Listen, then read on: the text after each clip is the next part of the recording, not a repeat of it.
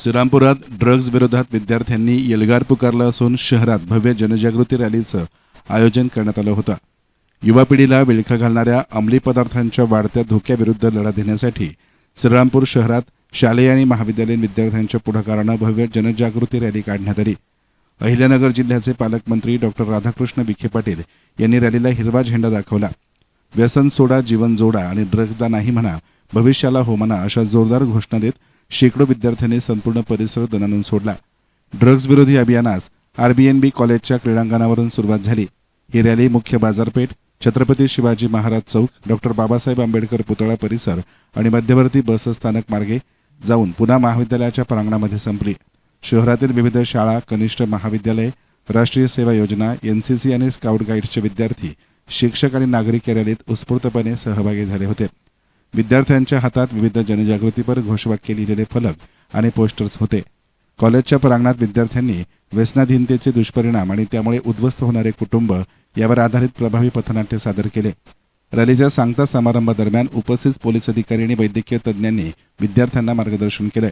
पोलिसांनी अंमली पदार्थांची विक्री किंवा तस्करी आढळल्यास तात्काळ गोपनीय माहिती देण्याचं आवाहन केलं, तसेच कायद्यातील कडक तरतुदींची माहिती दिली। डॉक्टरांनी ड्रग्जमुळे मेंदू, शरीर आणि मानसिक आरोग्यावर होणारे घातक परिणाम समजावून सांगत युवकांना खेळाकडे आणि सकारात्मक छंदांकडे वळण्याचा सल्ला दिला। शेवटी उपस्थित सर्व विद्यार्थी, शिक्षक आणि नागरिकांना अंमली पदार्थांपासून दूर राहण्याची आणि इतरांनाही त्यापासून परावृत्त करण्याची सामूहिक शपथ देण्यात आली। या उपक्रमाचे शहरवासियांकडून मोठे कौतुक होत आहे। सदर उपक्रमादरम्यान विविध शाळा, महाविद्यालयांमध्ये विविध स्पर्धेचे आयोजन करण्यात आले होते। स्पर्धेमध्ये नैपुण्य मिळवणाऱ्या विद्यार्थ्यांना प्रशस्तीपत्रक देऊन गौरवण्यात आलं। कार्यक्रमात जिल्हा पोलीस अधीक्षक मोमक्का सुदर्शन, अपर पोलीस अधीक्षक सोमनाथ वागचौरे, उपविभागीय पोलीस अधिकारी जयदत्त भवर, आमदार हेमंत ओगले, मीनाताई जगधणे, प्रांताधिकारी किरण सावंत, तहसीलदार मिलिंद वाघ, विविध पक्षांचे पदाधिकारी, शिक्षक, विद्यार्थी, सुजाण नागरिक आणि पोलीस कर्मचारी उपस्थित होते। अंमली पदार्थाचं मोठं रॅकेट आपल्या श्रीरामपूरमध्ये सुद्धा आता मला पाहायला मिळतंय। त्याच्यामध्ये निष्पाप तरुण तरुणी विद्यार्थी बळी पडत आहेत। एखादा मुलगा व्यसनाधीन झाला तर कुटुंबाची काय अवस्था होते, कुटुंब कशा पद्धतीने उद्ध्वस्त होत आहे, हे काय उदाहरण माझ्या डोळ्यासमोर आहे। आपण आपल्या कुटुंबाचं उद्याचं भविष्यात, आपण आपल्या उद्याचं राज्याचं, देशाचं भविष्यात मला वाटतं की जबाबदारीची जाणीव ठेवू या नशामुक्त अभियानामध्ये आपलं सर्वस्वी आपण झोकून दिलं पाहिजे आणि हा संकल्प केला पाहिजे की श्रीरामपूर हे ड्रग्ज फ्री होणार आहे, श्रीरामपूर नशामुक्त आम्हाला करायचं आहे। या संकल्प भावनेतून तुम्ही सगळ्यांनी काम करावं अशी माझी आपल्याला विनंती आहे। आणि म्हणून मगाशी ॲडिशनल एसपी म्हटलं ते मुद्दा बरोबर आहे की आपले बंधू आहेत, आपले मित्र आहेत, आपल्या सहकारी आहेत,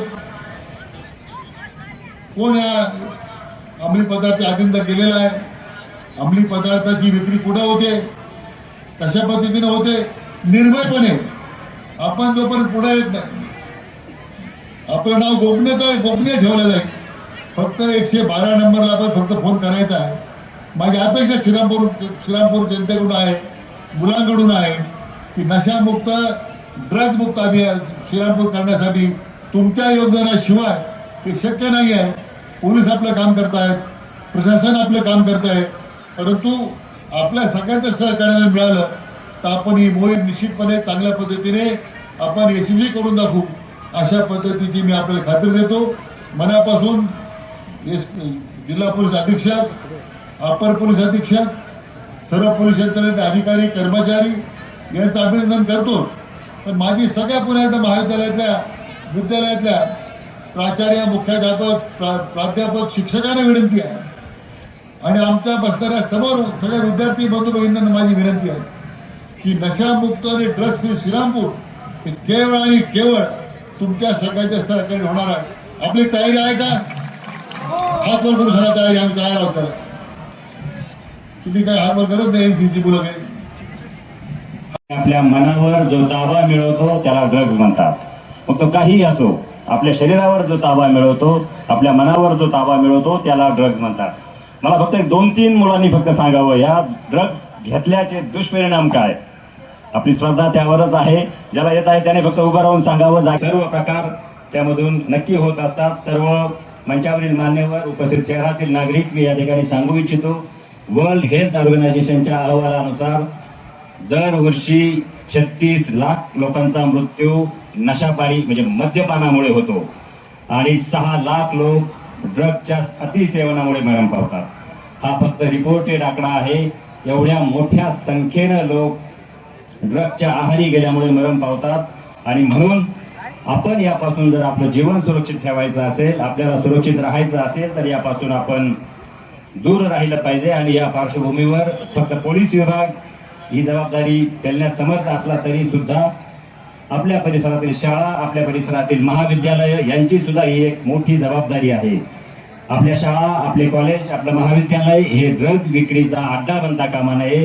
ड्रग्ज या ठिकाणी विकली जाता कामा नये. ड्रग्ज पेडलरला कोणत्याही परिस्थितीमध्ये आपल्या शाळेत, आपल्या महाविद्यालयामध्ये एंट्री मिळता कामा नये. या दृष्टीनं सर्व शालेय प्रशासनाने सुद्धा व सर्व प्राध्यापकांनी, मुख्याध्यापकांनी लक्ष देणं गरजेचं आहे, असं या ठिकाणी पोलीस अधिकारी म्हणून मी सांगू इच्छितो.